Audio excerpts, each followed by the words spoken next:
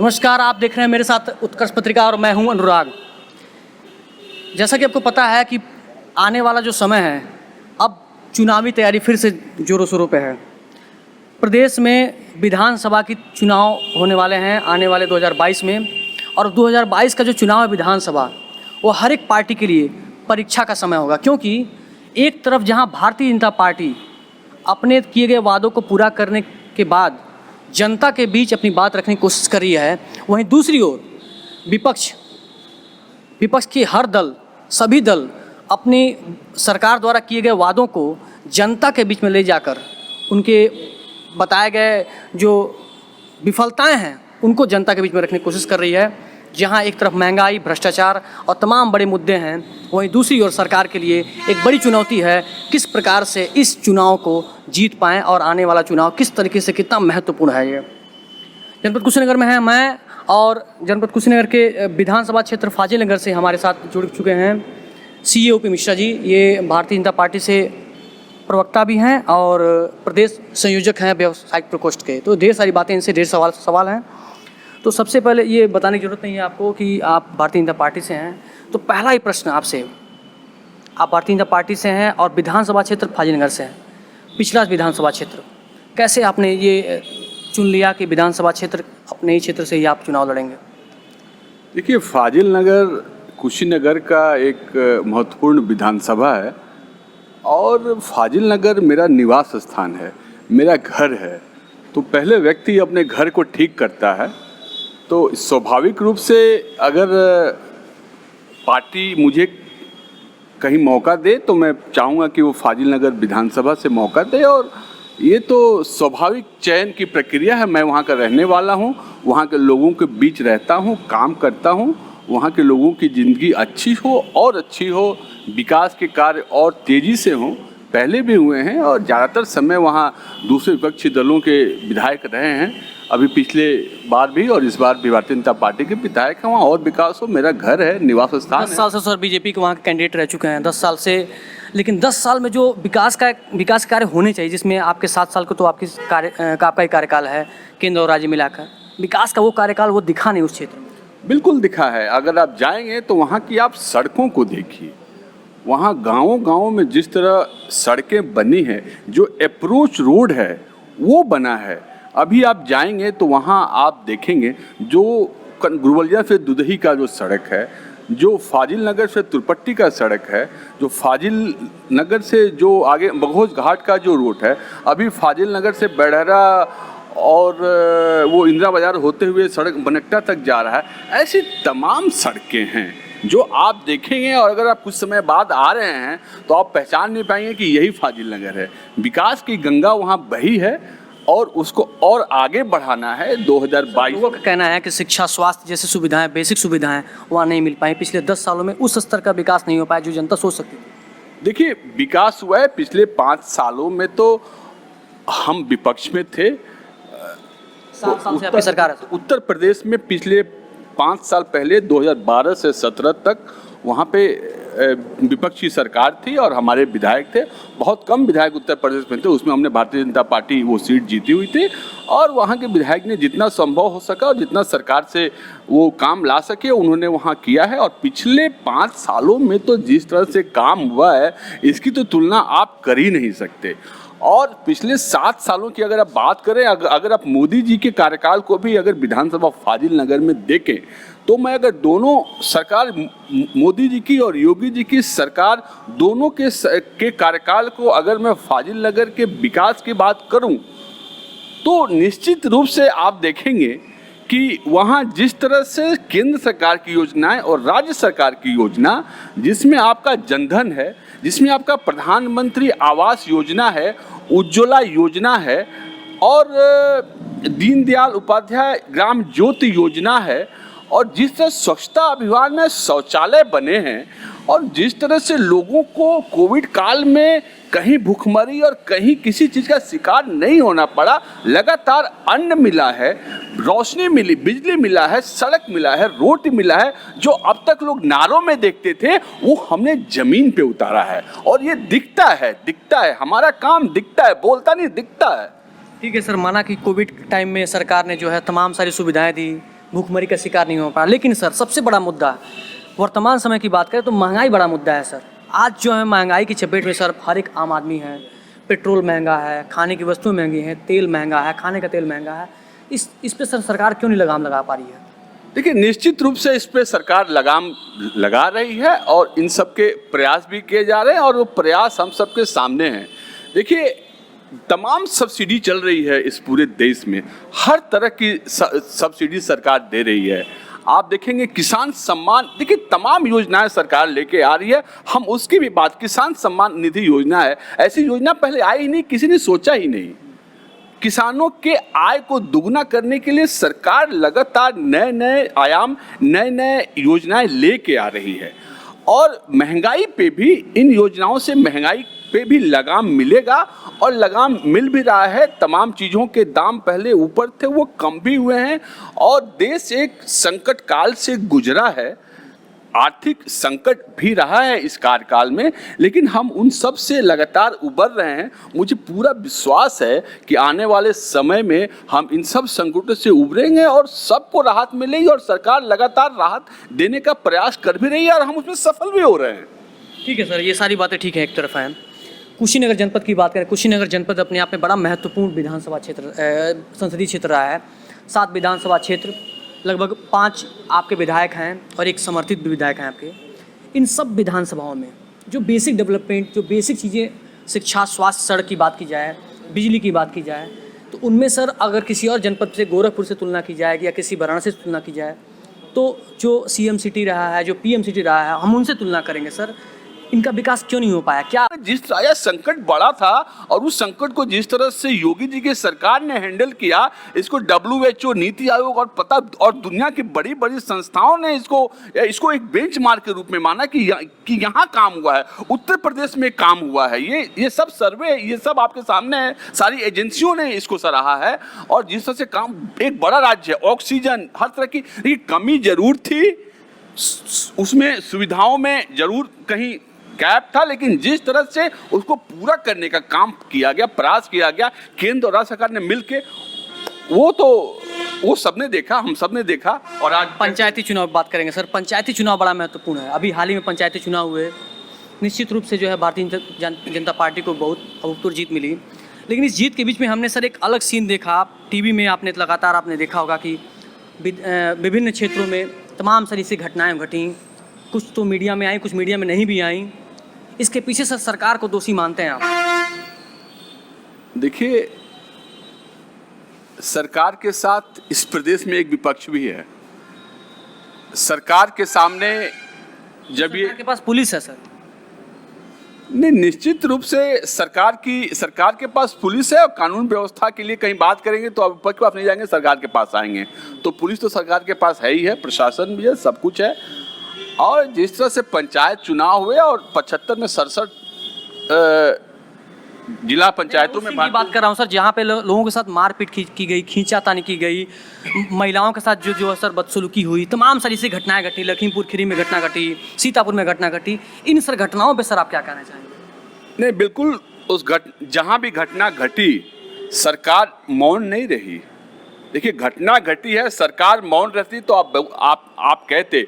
सरकार ने वहाँ के सीओ को, एसपी तक को सस्पेंड किया है। ये बात मैं कह नहीं रहा हूँ, ये बात हुआ है और इसी सरकार में हुआ है। तो जो दोषी पाया जाए कि घटना हुई, 75 जिले हैं, एक दो शहरों में ऐसी घटनाएं सामने आई, उसके भी जांच के आदेश दिए गए। नहीं होना चाहिए था, किसी भी सभ्य समाज में ऐसी घटनाओं के लिए कोई स्थान नहीं है, लेकिन हुआ। सरकार ने तुरंत इस पे कार्रवाई करते हुए जांच के आदेश दिए, वहाँ के सीओ को सस्पेंड किया, वहाँ के एसपी को सस्पेंड किया और जो भी उसके लिए दोषी होगा, जो भी जांच में पाया जाएगा, उसको निश्चित रूप से उसको बख्शा नहीं जाएगा। सरकार इसके लिए प्रतिबद्ध है। समाजवादी पार्टी आरोप लगाती है कि सारे जो जितनी भी घटनाएं घटी उसके पीछे भारतीय जनता पार्टी के कार्यकर्ताओं का, भारतीय जनता पार्टी का ही हाथ रहा है। देखिए, भारतीय जनता पार्टी का ही हाथ है इस पूरे जो हमारे जो ब्लॉक के चुनाव हुए, जो जिला पंचायत के चुनाव हुए, ये सब भारतीय जनता पार्टी का ही हाथ है। भारतीय जनता पार्टी जीते, समाजवादी पार्टी तो कहीं है ही नहीं। वो तो कहीं मैदान में ही नहीं है। तो तो जब वो संघर्ष नहीं करेंगे, जनता के बीच में नहीं जाएंगे, भारतीय जनता पार्टी तो जा रही है, सरकार भी जा रही है, पार्टी भी जा रही है और संगठन के लोग भी जा रहे हैं। समाजवादी पार्टी इस पूरे कोरोना काल में आपको कहीं दिखाई दी क्या? कहीं उन्होंने कैंप लगाते आपने कहीं देखा क्या? इस पूरे कालखंड में कहीं उनको संघर्ष करते देखा क्या? वो कुछ करेंगे नहीं, वो सिर्फ क्रेडिट लेंगे। उन्होंने कोरोना तक को कह दिया कि ये भाजपा की वैक्सीन है। बताइए, जो संकट में जो वैक्सीन है वो एक इस वजह से कहा गया क्योंकि सेकेंड ट्रायल के बाद से ही इसको मंजूरी दी गई थी। गवर्नमेंट ने जो है आनंद फानंद में इसको मंजूरी दे दी थी। थर्ड ट्रायल अभी नहीं पूरा हुआ था, उसका रिजल्ट अभी नहीं सामने आया था। देखिए, जब सरकार ने उसको मंजूरी दी तो ये भाजपा की वैक्सीन नहीं हुई ना। वैक्सीन तो कभी भाजपा की नहीं हो सकती। क्या कभी भाजपा वैक्सीन बनाती है? क्या भाजपा के कार्यकर्ता कभी वैक्सीन बनाते हैं? क्या हमारा कोई रिसर्च इंस्टीट्यूट है क्या भाजपा का? सरकार का है और WHO ने मान्यता दिया तो वो काम हुआ। उसके बाद वैक्सीनेशन हुआ। तो आपको तो इसमें सहयोग करना चाहिए, आपको आगे आना चाहिए। तो जिस तरह से वो उन्होंने काम किया। सबसे बड़ा महत्वपूर्ण सवाल ये है कि सर, महंगाई की बात हो गई, भ्रष्टाचार की बात हो गई, रोजगार की बात करेंगे सर। प्रधानमंत्री मोदी ने कहा था कि हमारी सरकार बनेगी तो हम 2 करोड़ युवाओं को रोजगार देंगे। 7 साल हो गए सर, 2 करोड़ युवाओं की बात तो बड़ी बात है, 20 लाख रोजगार भी नहीं मिल पाए। नहीं, ये आपका कहना गलत है कि 20 लाख रोजगार नहीं मिले हैं।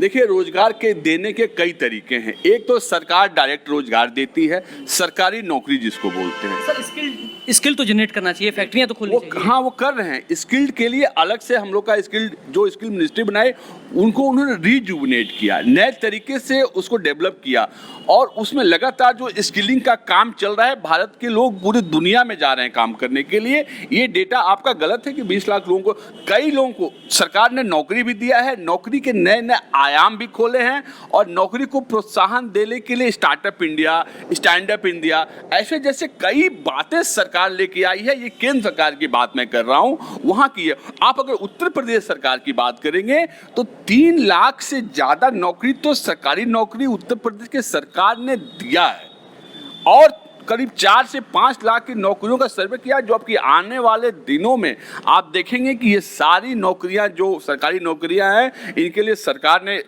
आवेदन भी कराए हैं और सारी नौकरियों पे लोगों को भरा जाएगा। ये सरकार का प्रण है, वचन है और सरकार इस पे काम भी कर रही है और मुख्यमंत्री स्वयं संज्ञान में लेके इन सभी नौकरियों की वो लगातार मॉनिटरिंग भी कर रहे हैं वहाँ से। और रोजगार केवल सरकारी नौकरियों के नहीं है, रोजगार के अवसर बढ़ाए जाएं, रोजगार के तरीके अपनाए जाएं और प्राइवेट सेक्टर्स में आपको नौकरी के लिए प्रोत्साहित किया जाए। जो रोजगार चल रहे हैं उनको फंडिंग की जाए, उनको MSME सेक्टर्स में आके उनको फंड दिया जाए। तो नौकरियों केवल सरकार नहीं देती, सरकार नौकरियों का सृजन करती है, जो कि प्राइवेट सेक्टर से लेके, सरकारी सेक्टर से लेके और जो असंगठित क्षेत्र है वहाँ भी जाती है। श्रम से लेके ऊपर तक सभी नौकरियां हैं।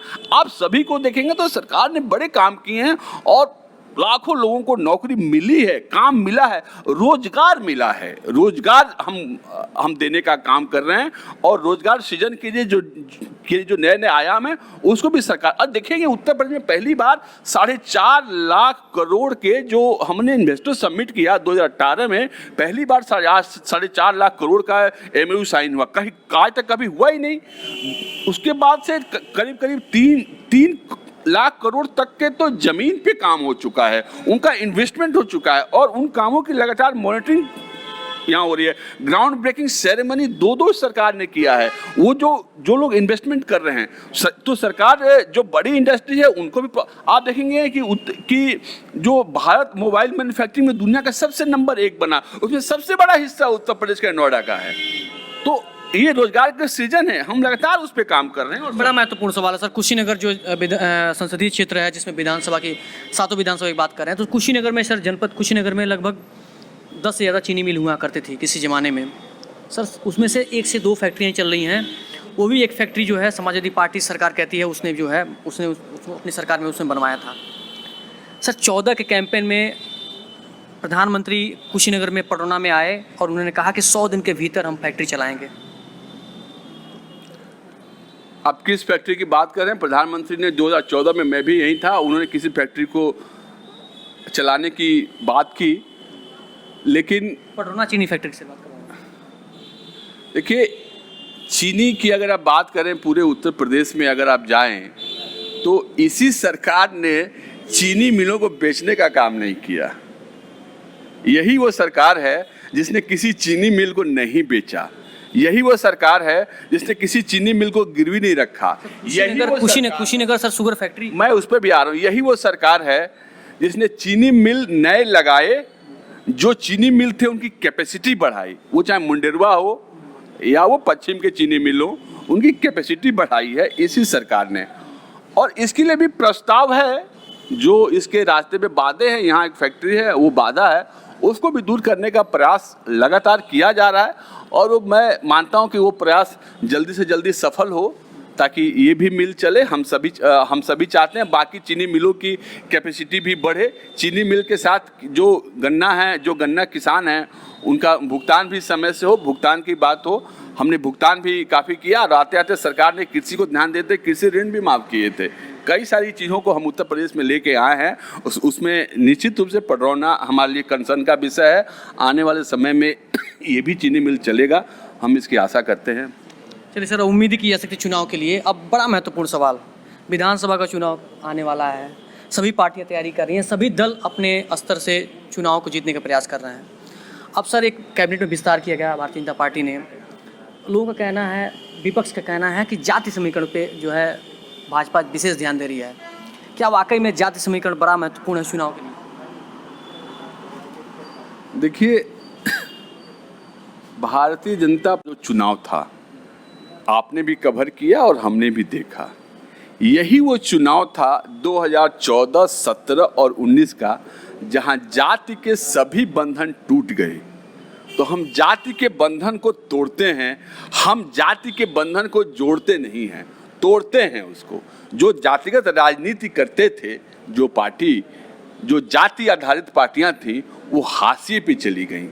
ये तो भारतीय जनता पार्टी का जो एजेंडा है, जो उनका नारा है और जिस पे हम काम कर रहे हैं, सबका साथ, सबका विकास और सबका विश्वास। हम किसी जाति धर्म की सरकार नहीं चलाते, लेकिन जिस तरह से सामाजिक समीकरण है तो निश्चित रूप से सबको अपना रिप्रेजेंटेशन केंद्र के सरकार में मिलना चाहिए, ऐसा सरकार समझती है। और सब प्रधानमंत्री का विशेष अधिकार है कि वो मंत्रिमंडल में किसको रखें और मंत्रिमंडल में किसको नहीं रखें। तो प्रधानमंत्री अपने हिसाब से वो एक ढांचा बनाते हैं कि हमें किसको रखना चाहिए, और प्रधानमंत्री का विशेष अधिकार है। मैं इस पर कोई टिप्पणी नहीं करूंगा, लेकिन फिर भी मैं ये कहूँगा कि भारतीय जनता पार्टी किसी विशेष जाति धर्म की बात नहीं करती। वो सबके साथ और सबके विकास पे हम बात करते हैं, और उसी पे हम सभी लोग ऊपर से नीचे तक सभी लोग चलने का काम करते हैं। बड़ा महत्वपूर्ण सवाल है सर, विधानसभा के चुनाव में क्या आपका एजेंडा राम मंदिर होगा? राम मंदिर का पूजन जरूर एजेंडा होगा। हम राम मंदिर का पूजन कर रहे हैं, जा रहे हैं। राम मंदिर का एजेंडा तो जिस तरह से हुआ, हमने एजेंडा कहाँ बनाया? हम तो उस राम मंदिर तो हमारा अभिन्न अंग है। वो तो एक हमारे संस्कार का एक आत्मसार्थ एक तत्व है, वो अलग हो ही नहीं सकता। कब अलग हुआ राम मंदिर? कभी अलग था ही नहीं। भव्य राम मंदिर बन रहा है, पूरा देश इसके लिए, सबने इसके लिए समर्पण भी किया है। राम मंदिर के लिए सबने किया है। भव्य राम मंदिर बन रहा है और हम लोग राम मंदिर का, आप इसकी बात करेंगे? देखिए, अब हम 370 की बात न करें कि हमारा देश जिस तरह से हमारे संस्थापक सदस्यों ने जिस तरह से कहा था, जहां हुए बलिदान मुखर्जी वो कश्मीर हमारा है, तो हमने उसको केवल बातें नहीं की, हमने उसको करके दिखाया। 2 मिनट में ये 370 और 35 से कैसे संविधान से निकल गया, ये हम सब ने देखा। और कश्मीर में आज जिस तरह विकास की धारा बह रही है, जिस तरह कश्मीर जा रहा है, ये हम सब आगे देखेंगे। और उस तरह राम मंदिर का एजेंडा तो कहीं अलग कभी था ही नहीं। और जिसे भव्य मंदिर बन रहा है, सबके चेहरे पे मुस्कान है। अयोध्या एक ऐसी नगरी बनेगी कि लोग आएंगे, जाएंगे और देखेंगे वहाँ पे कैसे मंदिर बन रहा है और क्या मंदिर बन रहा है। हम तो भगवान राम के भक्त हैं। मिशन 2022 बड़ा महत्वपूर्ण चुनाव होने वाला है। सभी पार्टियां अपनी पूरी तैयारी कर रही हैं, जोरों शोरों से तैयारी कर रही हैं। विपक्ष आपके जो है कमियों को दिखाने की कोशिश कर रहा है, तमाम बातें हो रही हैं। आपकी तैयारी क्या होगी? आप किस मुद्दे पर बात करेंगे? देखिए, मुद्दे कई हैं, विकास कभी खत्म नहीं होता। देखिए, विकास क्या है? एक निरंतर प्रक्रिया है। आप जितना विकास करेंगे, भूख उतनी बढ़ेगी। आप विशेष क्षेत्र से हैं, आप अपने क्षेत्र में लोगों से बात करें। वही मैं कह रहा हूं कि मैं युवा हूं, मैं प्रोफेशन से सीए भी हूं, तो लोग बड़ी उम्मीद से देखते हैं। युवा होने के साथ आप पढ़े लिखे हैं, समाज के जागरूक इंसान है, पार्टी का मैं पदाधिकारी भी हूं। लोग बड़ी उम्मीद से देखते हैं और निश्चित रूप से युवाओं के बीच में काम करना है, समाज के उस तबके के बीच में काम करना है जहां विकास नहीं पहुंचा है। विकास की धारा को वहां तक पहुंचाना है। विकास की जो किरण है वो हर घर में पहुंचे, हर घर को रोशन करे। यही मेरा एजेंडा है वहाँ पे, और इसी प्रण को लेके हम लोग आगे चले हैं। कोई विकास से वंचित ना रह जाए, एक भी व्यक्ति विकास से वंचित न रहे, सबके घर में विकास पहुँचे, युवाओं का सम्मान हो, युवा अपने काम में आगे बढ़ें, उनको एक नई दिशा मिले। जो हमारे बुजुर्ग हैं उनका सम्मान हो, वो समाज में मार्गदर्शक की भूमिका में रहे, और युवा आगे बढ़े, वो आगे आए। और जब तक युवा आगे नहीं बढ़ेगा, आप विकास नहीं कर सकते। वो घर से नहीं निकलेगा, अपनी शिक्षा में आगे नहीं बढ़ेगा, हम किसी भी विकास का सपना को पूरा नहीं कर सकते। वो सब अधूरा होगा। युवाओं को शिक्षित करना है। बीच में जो लोग पढ़ाई छोड़ते हैं, ये मेरा बहुत बड़ा एजेंडा है। मैं लगातार अपने क्षेत्र में युवा संवाद के जरिए युवाओं से बात कर रहा हूँ। मेरा सबसे बड़ा आग्रह उनसे है कि आप बीच में पढ़ाई न छोड़ें। परिस्थिति कोई भी रहे, हर आदमी, शिक्षा सबसे जरूरी है। शिक्षा का कोई तोड़ नहीं है। ये आपको तब पता चलता है जब आप शिक्षा नहीं लेते हैं। तो इसीलिए मैं सबसे आग्रह करता हूँ, लगातार युवाओं के बीच में काम करता हूँ, मिलता हूँ, उनसे कहता हूँ आप अपनी शिक्षा पूरी करें। कहीं कोई मार्गदर्शन चाहिए तो मैं हूँ, आप मुझसे बात करें, मुझसे संवाद करें, ज़रूर मैं आपको मार्गदर्शन दूंगा और कोई रास्ता दिखाने का काम करूँगा। क्षेत्र आपका विधानसभा फाजिलनगर ही होगा सर? देखिए, मैं पार्टी जहां मुझे कहेगी मैं वहां चुनाव लड़ूंगा। पार्टी कहेगी आपको चुनाव नहीं लड़ना है, मैं चुनाव नहीं लड़ूंगा। मैं पार्टी का सिपाही हूं, काम कर रहा हूं, मेरा घर है, मेरे काम करने से लोगों को फ़ायदा हो रहा है, तो मुझे काम करना चाहिए। चुनाव लड़ने का मौका मिलता है तो पूछ रहा हूँ। वो पार्टी जहां तय करेगी हम लड़ेंगे। कोई स्पेसिफिक नहीं है, पार्टी जहां तय करेगी, वो कहेगी आपको यहाँ चुनाव लड़ना है, तो पार्टी के से बात करने के लिए थे हमारे साथ प्रदेश प्रवक्ता और प्रदेश संयोजक व्यवसायिक प्रकोष्ठ के सीए ओपी मिश्रा। बहुत सुलझे हुए तरीक़ों से अपने शब्दों को, काफ़ी बातों को सुलझ कर उन्होंने हमको बताने की कोशिश की। अब वाकई में जनता के बीच में जाकर वाकई में जनता को कितना कंसर्न कर पाते हैं या नहीं, विधानसभा की तैयारी अब ये देखना बाकी है। ये कवरेज लगातार जारी है। हम सभी विधानसभा जाकर सभी कैंडिडेट से लगातार बातें करते रहेंगे और आपके बीच उनकी बातें पहुंचाते रहेंगे। जन सुरकारी पत्रकारिता जारी है। हमारे साथ मैं हूं अनुराग मिश्रा। शुक्रिया।